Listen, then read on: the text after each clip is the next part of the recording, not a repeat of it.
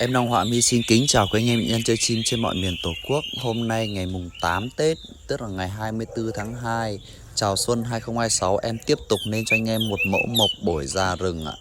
Con này cực kỳ già rừng, thái độ thì ok, đầu mỏ chân tay đẹp ạ.